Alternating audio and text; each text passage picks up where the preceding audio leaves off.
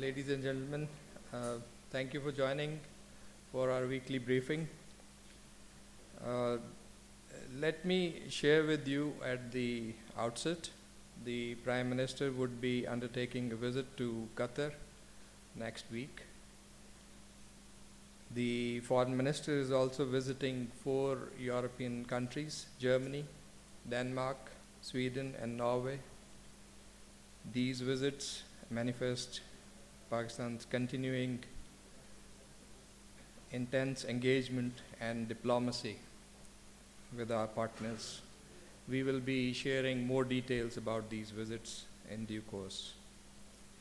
I would like to start by recalling the activities for the 75th anniversary of our independence. It was an occasion, as you're aware, to celebrate our endeavors of the past 75 years, an occasion to celebrate our people and our progress as a nation. You saw the messages from the President, the Prime Minister, and the Foreign Minister. Officers of the Ministry of Foreign Affairs came together to pay a musical tribute to the homeland in a special rendition of song Ye Watan Hamara Hai, to celebrate the spirit of independence. We will also be hosting a special screening of the song for our media colleagues to partake the pride we feel at having been given the immense opportunity to represent our homeland internationally.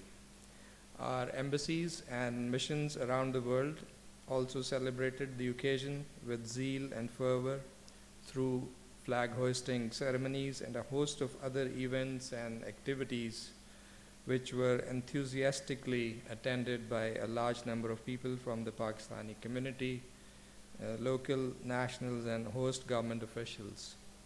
Ladies and gentlemen, on 15th August, Prime Minister Shehbaz Sharif held a telephonic conversation with His Royal Highness Prince Mohammed bin Salman, Crown Prince, Deputy Prime Minister and Defense Minister of Kingdom of Saudi Arabia. The Crown Prince congratulated the people of Pakistan on the 75th anniversary of Pakistan's independence. The two leaders also exchanged views on issues of mutual interest. On 17th August, Mr. Julian Harness, the UN Resident Coordinator in Pakistan, called on the Prime Minister.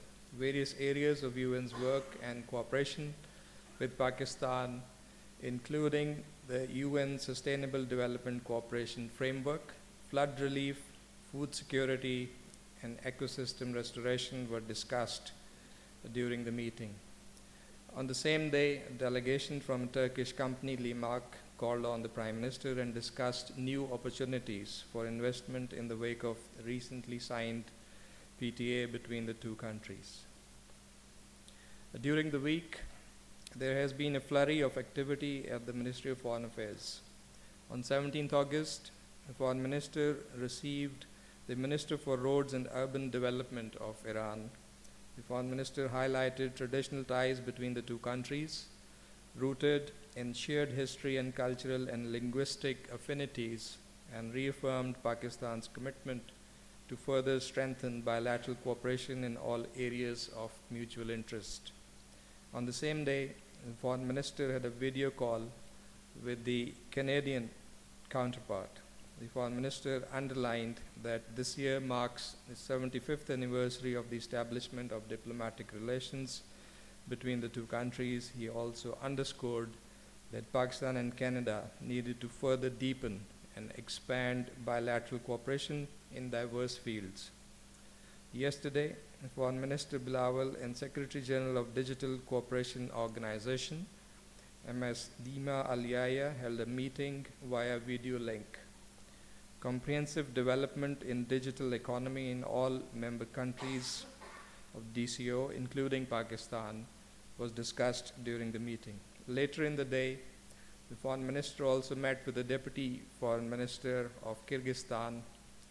During the meeting, bilateral relations and matters of mutual interest, including promotion of trade, tourism, and enhancement of cultural relations, were discussed. Also yesterday, As you would have seen the press release, Pakistan hosted the second session of bilateral political consultations with the Kyrgyz Republic.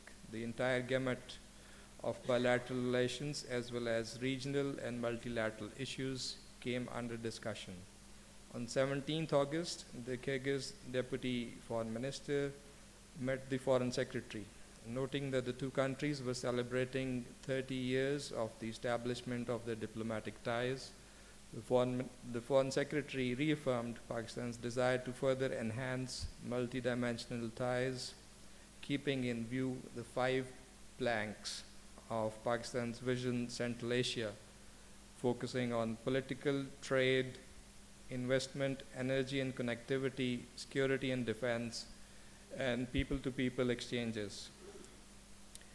Yesterday, addressing a special ceremony to recognize achievements of the participants and position holders of the 40th Specialized Diplomatic Course at the Foreign Service Academy, the Foreign Secretary stated with rightful institutional pride that over the years, Pakistani diplomats have proven their mettle on the world stage, earning praise for their skills and professionalism from friends and foes alike. He expressed confidence in the young officers and wished them personal and professional success. Coming over to the situation in the Indian illegally occupied Jammu and Kashmir, you would have followed the news that in a blatant display of state terrorism, Indian police took a political prisoner, Muhammad Ali Hussain, from Kot Balwal jail, Jammu, and brought him to Top Arnia area and killed him in a staged encounter. The killing of Muhammad Ali Hussain under mysterious circumstances at a location far away from the prison is yet another sickening chronicle and a dastardly practice of extrajudicial killing of prisoners in fake encounters by the Indian forces in occupied Kashmir. This is the second such extrajudicial killing of a prisoner in recent months. As you would recall, Zia Mustafa from Rawalakot was taken out of the same jail and brought to forests in Poonch by the Indian troops and subsequently killed in firing in October 2021. Pakistan has also categorically rejected the deliberate Indian attempts of pre-poll rigging and overt manipulation in IIOJK. Kashmiris themselves have also completely rejected the Indian government's decision to allow non-Kashmiri citizens and temporary residents in IIOJK to vote in the so-called Kashmir Assembly elections.